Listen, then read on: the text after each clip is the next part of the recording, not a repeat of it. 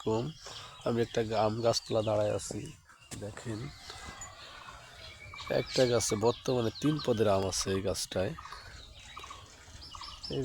ছোট আম, গুটি আম, আবার বইল আছে। দেখেন কত সুন্দর আম, বড় বড় আম হয়ে গেছে, আবার বইল আছে। এটাই কি আল্লাহর রহমত। কি সুন্দর, দেখেন কত খাওয়ার মতো আম আছে। আবার বইল আছে। একটাই গাছ, কিন্তু আম হয়েছে 3 পদের আছে। একটা বড়, একটা ছোট গুটি গুটি, আর একটা বইল হয়েছে পুরো। দেখেন কি সুন্দর পরিবেশ, কি সুন্দর আম। এরকম আমি এখন দেখি নাই। যদি কেউ দেখে থাকেন বলতে পারেন, কমেন্টে জানায়েন।